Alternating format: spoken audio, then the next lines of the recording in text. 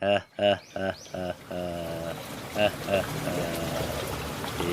বনে তো অনেক পাখি আছে। এই পাখিগুলোকে খেয়ে আমার ক্ষুধা মেটাতে পারবো। আমার অনেক ক্ষুধা পেয়েছে। এই বনের পাখিগুলোকে খেয়ে আমার সকল শক্তি অক্ষয় রাখবো। যাই, সামনে দেখি কোনো পাখি পাই কিনা। এই বলে রাক্ষস পাখিটি সামনের দিকে হাঁটে এবং হঠাৎ করে একটি কবুতরের সাথে দেখা হয়। এই তো পেয়ে গেছি আমার খাবার। এখন আমি তোমাকে খেয়ে আমার ক্ষুধা নিবারণ করবো। এই কে কে তুমি? এই বনে তো তোমাকে এর আগে কখনো দেখিনি। এত ভয়ঙ্কর চেহারা। কে তুমি? হে হে হে, তুই দেখবি কি করে রে আমার চেহারা? আমি তো আগে এখানে থাকি নাই। আমি অন্য একটি বন থেকে এসেছি। তার মানে তুমি পাখিদের খাবে? আহ, তুমি রাক্ষস। আহ, আমাকে ছেড়ে দাও, আমাকে কিছু করো না। আমাকে কিছু করো না, আমাকে ছেড়ে দাও। আমাকে মেরো না, প্লিজ আমাকে মেরো না।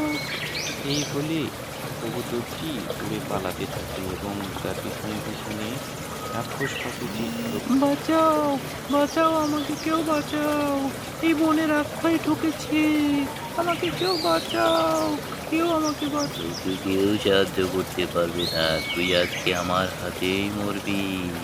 আমি তোকে খেয়ে ফেলবো। কবুতরটি আর হয়ে উঠতে পারে না, রাক্ষসের হাতে বন্দি হয়ে যায় এবং রাক্ষসটি তখন কবুতরকে বলে, খুব উড়েছিস তুই। এখন তোকে কেউ আর আমার হাত থেকে বাঁচাতে পারবে না। আমি তোকে এখনই খেয়ে ফেলবো।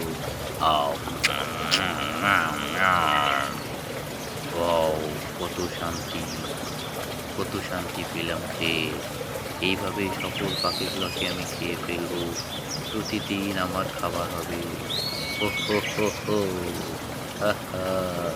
আমার আর কোনো চিন্তা নাই। এখন এই বনের সকল পাখি আমার। গাছের আড়াল থেকে রবিটনা এবং টুনি রাক্ষসের সকল কার্যক্রম দেখলো। পাখিটিকে খেয়ে ফেললো, সবকিছু দেখলো। তখন রবিটনাকে বলে, রবিকে না, দেখ, এটা আস্ত কবুতর খেয়ে ফেলবে, তো রাক্ষস। এটা সকল পাখিকে খেয়ে ফেলছে। দেখ রাক্ষস, এখন কি করতে পারি আমরা? কি করবো আমরা? এক, আমরা তো দেখতে পেলাম রাক্ষস সে সবাইকে খেয়ে ফেলবে। চল, আমরা তান্ত্রিকের কাছে যাই। রবিটনা এবং টুনি বনের সকল পাখিদের বলতে থাকে, এই রাক্ষস পাখি এসেছে, সকলকে মেরে ফেলবে, এখন কি করা যায়? এই বলে তখন তান্ত্রিকের কাছে গেছে এবং তান্ত্রিককে সব কিছু বলতে থাকে। তান্ত্রিক মশাই, ও তান্ত্রিক মশাই, আমরা তো অনেক বিপদে আছি। বনের সকল পাখিকে তো রাক্ষস খেয়ে ফেলবে। এখন রাক্ষসকে কিভাবে মারবো? একটু বলেন না, কিভাবে মারা যায়? রাক্ষসকে মারা এত সহজ না। রাক্ষসকে মারার জন্য একটু ভয়ঙ্কর উপায় আছে, যেখানে কেউ মারতে চাবে না। বলুন, বলুন কি সেই ভয়ঙ্কর উপায়? আমি সেটা মানবো। আমি যে কোনো মূল্যই হোক, আমি রাক্ষসকে মেরে ফেলবো। কোনো চিন্তা কর। ওই বনের দক্ষিণে একটি কলা গাছ আছে। সেই কলা গাছে 2 রকমের কলা ধরে। সেই কলাগুলো যদি তুই আনতে পারিস আর রাক্ষসকে খাওয়াতে পারিস, তাহলেই রাক্ষসকে ধ্বংস করা যাবে। কিন্তু ওই কলা গাছের পাশে একটি ভূত থাকে, যেটি কাউকে কলা নিতে দেয় না। যে নিতে যায় তাকেই ধরে খেয়ে ফেলে। এখন বল, কি করবি তোরা? কে যাবে? যাবি? এই কথা শুনে বনের সবাই ভয় পেয়ে যায়, কারণ যে যাবে সেই তো মারা পড়ে যাবে। এমন সময় রকিটনা বলে উঠল, আমি যাব, আমি ওখানে যাব। আমি যে কোনো মূল্যে আমি নিয়ে আসবো ওই দুটি কলা। না দাদা, আমি তোকে একা ছাড়বো না। আমি তোর সাথে যাব। আমাদের এই বোনকে বাঁচানোর জন্য আমরা দুজনে যাব ওই কলা আনতে। হে আল্লাহ, আমাদের সাহায্য করুন। এই বলে রকিটনা এবং টুনি তারা যেতে থাকলো সেই কলা নিয়ে আসার উদ্দেশ্যে। কিছু দূর হাঁটার পরে তারা সেই পাহাড়ের সামনে এসে উপস্থিত হয়। এই দাদা দাদা, দেখ সেই পাহাড়ে চলে এসেছি। আমরা এখন এই পাহাড়ে ঢুকে পড়বো। আল্লাহর নাম করে আমরা ঢুকে পড়বো। চল যাই। এই বলে পাহাড়ের ভিতরে ঢুকে পড়ল এবং ভিতরে ঢুকেই দেখতে পেল সেই রং বেরঙের কলা, ২ রঙের কলা আর একটি, এবং সেখানে কলা দুটো দেখতে পায়। দেখে টুনি বলে, দাদা দাদা দাদা, এই দেখ কলা গাছটি, কি সুন্দর দেখতে। তাড়াতাড়ি চল, ডাইনি আসার আগে আমরা কলাগুলো নিয়ে চলে যাই। না বলে যখনই যেতে গেছে সামনের দিকে, হঠাৎ করেই তাদের পিছনের দরজা বন্ধ হয়ে যায় এবং সামনে ডাইনি চলে আসে।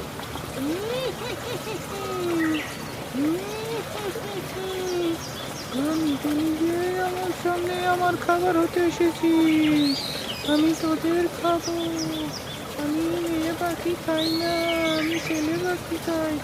ডাইনি, আমাকে খেও না, আমাদের ছেড়ে দাও, আমাদের কোনো দোষ নাই। তখনই ডাইনি সামনে এগিয়ে বলে, আমি তো তোকে খাবো না, তোর এত ভয় নাই, আমি তো খাবো তোর ভাইকে। আজ থেকে তুই আমার চাকরানি, তোকে আমি কিছুই করবো না, তোর ভাইকে আমি খেয়ে নেবো। কতদিন পাখি স্যুপ খাইনি, আজকে আমি স্যুপ বানিয়ে খাবো। তারপরেই রবিজনাকে জাদু দিয়ে একটি খাঁচায় বন্দি করে ফেলে। এই চাকরানি, এই যা, বড় হাঁড়িতে গরম পানি কর, তোর ভাইকে গরম পানিতে ফেলে আমি স্যুপ বানিয়ে খাবো। যা যা, দেরি করিস না, ততক্ষণে আমি একটু জিরিয়ে নিই, অল্প রেস্ট করে নিই।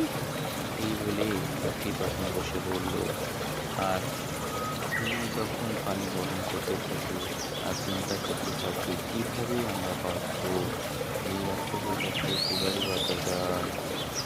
তখন পানি গরম হচ্ছে আর তখনই রাক্ষস এসে বলে, কিরে, তোর পানি গরম করতে কতক্ষণ টাইম লাগে? সারাক্ষণ লাগে নাকি তোর পানি গরম করতে? এতক্ষণ লাগে কি করে তোর? আসলে আমি তো অনেক ছোট, আমি তো দেখতে পাচ্ছি না পানি গরম হয়েছে কি। তুমি তো অনেক লম্বা, তুমি একটু দেখো না পানি গরম হয়েছে কি। তখন তখন রাক্ষসটি সামনে গিয়ে দেখতে যায় যে পানি গরম হয়েছে কি, আর তখনই তিনি ধাক্কা মেরে তাকে ফেলে দেয় পানি গরম পানিতে এবং ঢাকনাটি লাগিয়ে দেয়। যা শয়তান রাক্ষসী, এখন তোর নিজের চোখ তুই নিজেই খা, আমাদের আর চিন্তা নাই। তখনই টুনি রবিকণাকে খাঁচা থেকে মুক্ত করে এবং সমস্ত কথা বলতে থাকে। তখনই রবিকণা বলে, আমাদের এখন এখানে সাহসিকতা দেখালে চলবে না, আমাদের এখন কলা দুটো নিয়ে যেতে হবে আমাদের বোনকে বাঁচানোর জন্য। তাহলে এখনই আমরা দুটো কলা নিয়ে চলে যাব, আর দেরি না করে কলা নিয়ে আমরা চলে যাই। তখনই রবিকণা এবং টুনি দুটো কলা নিয়ে বনের মধ্যে যায় এবং সবাইকে বলতে থাকে কলা সম্পর্কে যে কী কী ঘটনা ঘটেছিল। তখন কাক মাটি থেকে বলে ওঠে, এই কলা তো আমাদের কাছেও আছে, কিন্তু এই কলা রাক্ষসকে কে খাওয়াবে? রকিটনা। আমি খাবো, আমি যাবো ওই রাক্ষসের কাছে। এই বলে তখন রকিটনা রওনা হলো রাক্ষসের কাছে কলা দুটো নিয়ে। আরে আমার শিকারি, আমার খাবার একা একাই আমার সামনে হাজির হয়েছে, আজ তোকে আমি অনেক সুন্দর করে খাবো রে। হ্যাঁ, তুমি খেও, তুমি আমাকে, কোনো সমস্যা নেই, কিন্তু আমার মরার আগে একটা ইচ্ছা আছে। কি, তোর কি ইচ্ছা আছে? আমার, আমি সব সময় এই দুটো কলা নিয়ে আমি দেখেছি, আমি ছোট থেকে যখন থেকেছি এই কলা দুটো আমার সাথে থেকেছে। তাই আমার ইচ্ছা, আমি যখন তোমার পেটে যাব এই কলা দুটো তো একসাথে যাবে। তুমি কি পারবে এই কলা দুটো? হ্যাঁ, আমি পারবো, কেন পারবো না, দে তোর কলা দুটো আমি আগে খাই। যখনই রাক্ষস সেই কলা দুটো খেলো আর তখনই সাথে সাথে মারা গেল। এরপরে কলা খাওয়ার গল্প শুনে সবাই খুশি হলো যে রাক্ষস মারা গেছে। বনের সবাই আনন্দে আত্মহারা হয়ে গেল, আর এই পর থেকে বনে আনন্দ ফিরে এলো। গল্পটি ভালো লাগলে লাইক দিন এবং নতুন নতুন ভিডিও পেতে সাবস্ক্রাইব করে রাখুন। ধন্যবাদ সবাইকে।